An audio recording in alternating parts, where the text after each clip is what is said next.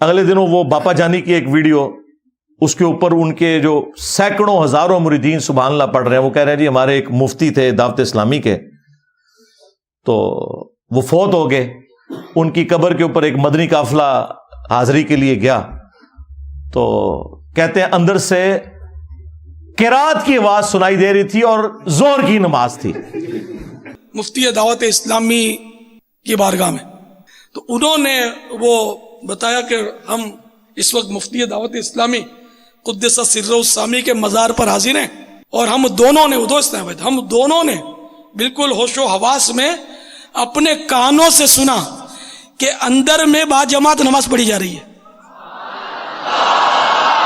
اندر میں نماز پڑھی جا رہی ہے، باقاعدہ قراءت سنائی گئی ہم کو. ظہر کا وقت تھا اور سلام پھیرنے کے بعد اللہم انت السلاموں کی دعا بھی ہم نے سنی. اندازہ کرو، اور نیچے لوگ سبحان اللہ پڑھ رہے ہیں. اس سے آپ اندازہ لگائیں کہ ان کے آڈینس کتنا اپنا دماغ استعمال کرتے ہیں. زور کی نماز میں تو قرات اونچی ہوتی ہی نہیں ہے، کہانی ہے، کوئی آواز نہیں سی آ رہی قبر کے اندر سے یا باہر سے. ایسے نہیں ہوتا میرے بھائی. صحابہ اکرام کا سٹیٹس میں آپ کو بتاؤں، قبر تو بہت دور کی چیز ہے. صحیح بخاری میں حدیث ہے، نبی علیہ السلام کا ایک غلام تھا مدعم، جو آپ علیہ السلام کی سواری کا کجاوا کسا کرتا تھا. خیبر کے موقع پر ایک نامعلوم تیر اسے لگا، وہ شہید ہو گیا. صحابہ اکرام نے کہا کہ تمہیں شہادت مبارک ہو، نبی علیہ السلام کی خدمت بھی اور موت بھی آپ کی موجودگی میں آئی ہے. بالکل ٹھیک رزلٹ نکالا. لیکن نبی علیہ السلام نے پتہ کیا فرمایا؟ آپ نے فرمایا تم اسے شہادت مبارک کہہ رہے ہو، حالانکہ میں نے دیکھا ہے کہ اس نے مال غنیمت کی ایک چادر چوری کی تھی جو اللہ تعالیٰ نے آگ کی بنا کے اس کے اوپر ڈال دی ہے. صحابہ کرام کو تو سامنے میت کے اوپر کوئی چادر نظر نہیں آئی. ان کے بزرگوں کو نظر آتا ہے جی قبر کے اندر کون نماز پڑھ رہا ہے، کوڑ مارے اور نماز زور کی اور کہہ رہے کہ رات کی آواز باہر سنائی دے رہی تھی. زور میں تو آہستہ آواز سے ہوتی ہے. کوئی جھوٹ کرنا تھا تو مغرب عشاء کا ذکر کرتا ہے، لیکن وہ چور اپنی لنگوٹی چھوڑ جاتا ہے نا، اور ہم تو تیار بیٹھے ہیں پکڑنے کے لیے. چھوڑ ہی نہ ہو تب بھی ہم پکڑ لیتے ہیں، جب کوئی اتنی چھوڑ کے جائے تو ویسے پکڑی جائے گی. تو صحابہ کرام اپنے گھروں کی طرف دوڑے.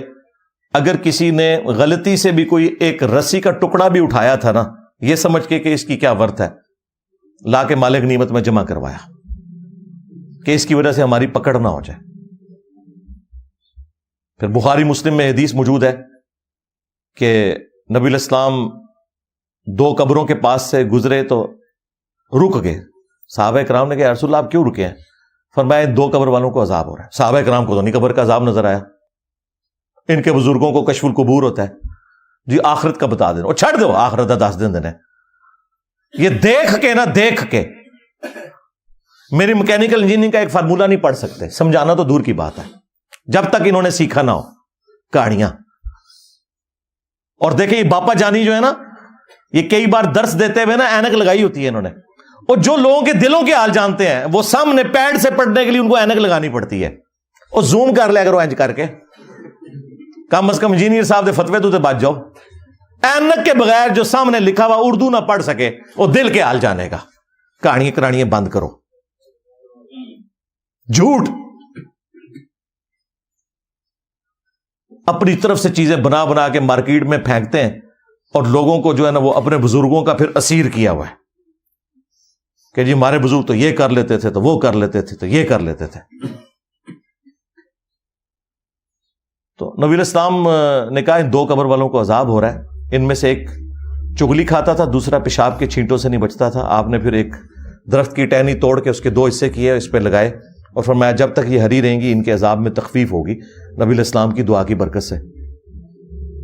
پھر مسلم شریف میں حدیث ہے، نبی علیہ السلام نے فرمایا کہ میں نے ارادہ کیا کہ میں اللہ سے دعا کروں کہ تمہیں عذاب قبر سنوا دے. دیکھ تو کوئی سکتا ہی نہیں، لیکن پھر میں اپنے اس ارادے سے پیچھے ہٹ گیا. مجھے خدشہ ہوا کہ تم اگر عذاب قبر سن لو تو اپنے مردوں کو دفنانا ہی چھوڑ دو گے، اتنا خوف کھا جاؤ گے.